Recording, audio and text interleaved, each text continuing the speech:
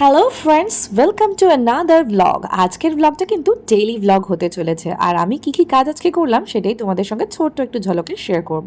সবার ফার্স্টে আমাদের তেল আনা হয়েছিল, সেই তেলগুলো আমি ঢেলে নিলাম, আর তারপরে রান্না হবে আজকে মুসুর ডাল।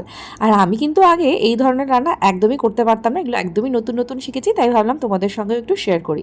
তো ডালটাকে বারবার ধুয়ে তারপরে আমি একদম ইন্ডাকশনের মধ্যে বসিয়ে দিয়েছি, একটু নুন দিয়ে সেদ্ধ করতে বসিয়েছি যাতে ডালটা সুন্দর করে সেদ্ধ হয়ে যায়।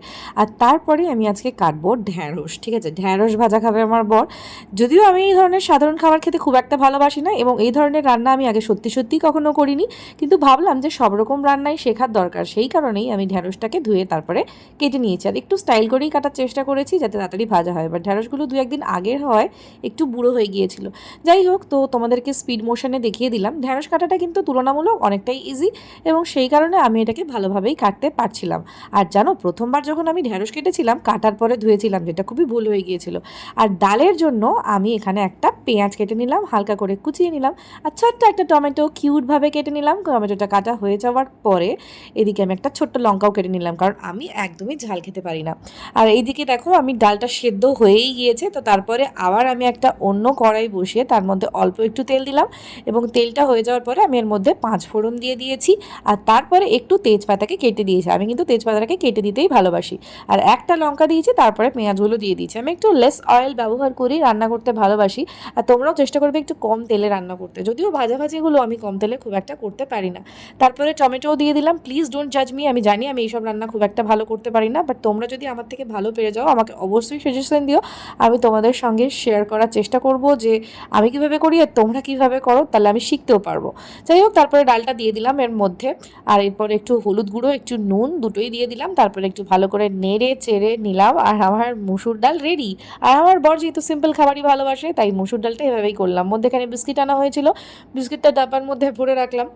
আমার কিন্তু ম্যারি বিস্কুট খেতে ভালোই লাগে। আর এরপর একটু বেশি করে তেল দিয়ে নিলাম, মানে আমার কাছে এটাই কিন্তু বেশি তেল। তারপরে আমার ওই ঢ্যাঁড়সগুলো যেগুলো কাটা ছিল সেগুলোকে ভালোভাবে দিয়ে দিলাম, আর নাড়াচাড়া করছি, দেখতেই পাচ্ছ। আর তারপরে এর মধ্যে অল্প একটু নুন দিয়ে দিলাম, আর নুন দিয়েও আরেকবার একটু ভালো করে নাড়াচাড়া করে নিলাম। তারপরে এখানে আবার দেবো হলুদ গুঁড়ো।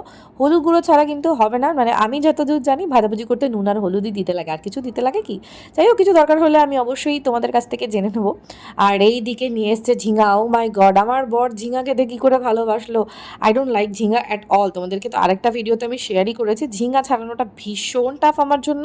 মানে অন্য যে কোনো সবজির থেকে ঝিঙা ছাড়ানো আমার ভীষণই কষ্টের মনে হয়, যদিও স্পিড মোশন করে দিয়েছি, বাট দেখো, মানে ঝিঙার খোসাগুলো ছাড়ানো সত্যি মানে দেখেই আমার কষ্ট লাগে। যাই হোক, আমি খুব বাজেভাবেই ছাড়াচ্ছি, আমি জানি হয়তো ঝিঙের ঝাল মাংস বাদ চলে যাচ্ছে, তো সেটাতে তোমরা একটু ইগনোর করে যেও, সেটাতে কিন্তু মানে আমার কোনো দোষ নেই, ঠিক আছে? আর আমি এই নিয়ে তৃতীয়বার ঝিঙা ছাড়াচ্ছি। দেখো ঝিঙা ছাড়ানো কতটা কঠিন, মানে বুঝতেই পারছো। আর ঝিঙাটা কয়েকদিন হয়ে গিয়েছিল বলে আরও একটুখানি বেশি টাইট হয়ে গিয়েছে, তো সেই কারণে হচ্ছে কি আমি ঝিঙাটা ছাড়াচ্ছি। দেখো কিভাবে আমি ঝিঙা ছাড়াই, ঠিক আছে? তোমরা কে কীভাবে ঝিঙা ছাড়াও আমাকে কিন্তু অবশ্যই অবশ্যই কমেন্ট করে জানিও।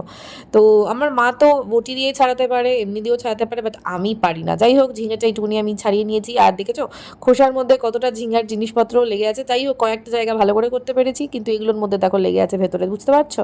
যাই হোক, তো ঝিঙা আর পেঁয়াজ দিয়ে আমার বর ভাজা টাইপসের খাবে বলেছে, তো পেঁয়াজ এটাকে কুচিয়ে নিতে আমার খুব একটা কষ্ট হয় না, কুচিয়ে নিয়েছি সুন্দর করে, দেখতেই পাচ্ছ। তারপরে আমি ঝাঁঝরির মধ্যে এটাকে ঢেলে নিলাম, আর এটাকে জল দিয়ে ভালো করে ধুয়ে নিচ্ছি, এটাতে খুব একটা প্রবলেম আমার হয় না। তারপর একটা বড় সাইজের পেঁয়াজ নিয়ে কুচিয়ে নিলাম, দেখতেই পাচ্ছ তোমরা।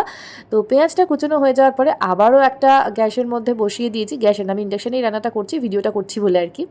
তার মধ্যে আমি দিয়ে দিলাম পেঁয়াজগুলো, কিন্তু মানে অবশ্যই আমি ধুয়ে রেখেছিলাম, ঠিক আছে? তো সেটা নিয়ে কিন্তু তোমরা ভেবো না যে আমি না ধুয়ে রান্না করে নিচ্ছি, সবটা তো ভিডিও করা পসিবল হয় না। তো যাই হোক, পেঁয়াজটা দিয়ে দেওয়ার পরে আমি একটু ভালো করে নাড়াচাড়া করে নিলাম, দেখতেই পাচ্ছ। আজকে এটা সর্ষের তেল দিয়ে রান্না করেছি, আমি রিফাইন অয়েলেও রান্না করি। আর একটা দুটো লঙ্কা জাস্ট মধ্যেখান থেকে একটু চিড়ে দিয়ে দিলাম, কারণ আমি একদমই ঝাল খেতে পারি না, আর ঝাল খেতে আমি ভালোবাসি না, আর ঝাল খাবার আমার শ্যুটও করে না।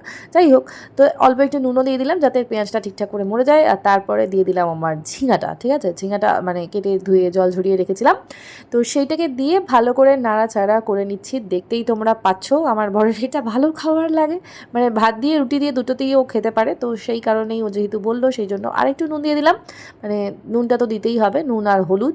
তারপরে এটাকে ভালো করে মিক্সড করতে হবে, ঠিক আছে? ভালো করে আমি সুন্দর করে মিক্স করে নিলাম। অনেকগুলো রেসিপি দেখাচ্ছি কিন্তু তোমাদেরকে, একদমই ঘরোয়া রান্না, এগুলো আমি আগে কখনোই করিনি। তো মানে আমি অ্যাকচুয়ালি ভালো ভালো খাবার রান্না করতে বেশি ভালোবাসতাম, বাট এই সাধারণ ঘরোয়া রান্নাগুলো আমার কাছে খেতে চায় যেহেতু মাঝে মাঝে, তাই জন্য আমি এগুলো করার চেষ্টা করি। তো তোমরা দেখতেই পাচ্ছ এটা মোটামুটি দেখো কতটা ঝিঙে কাটলাম আর কতটুকুনি হয়ে গেল, মোটামুটি এটা হয়েই এসছে। তো এটা হয়ে যাওয়ার পরে আমি আবার হচ্ছে গিয়ে আরেকটা কড়াইতে, আমি কিন্তু কড়াইতেই ভাত রান্না করি, ঠিক আছে? তো এই দেখো আমার চাল মোটামুটি সেদ্ধ হয়েই গিয়েছে, ঠিক আছে? আর আমি এখানে বাসমতি চাল ইউজ করেছি, কারণ এটা খেতে আমার খুবই ভালো লাগে, তবে একটু একটু অন্য বাসমতি চাল, এভরিডে বাসমতি চাল আর কি। আর এটা পিসি শাশুড়ি পাঠিয়েছিল, এই ডালটা আমি বানিয়েছি, আর এই যে নুন, লেবু আর একটু স্যালাড কেটে নিয়েছি, আর যে যে রান্নাগুলো, সেই রান্নাগুলো তোমাদের সঙ্গে শেয়ার করে নিলাম। লাস্টে আমরা খেয়েছিলাম হচ্ছে আম। তো আজকের ভিডিওটা কেমন লাগলো তোমরা ডেফিনেটলি জানিও, কে কোথা থেকে দেখছো কমেন্ট করো। লাভ ইউ সবাই।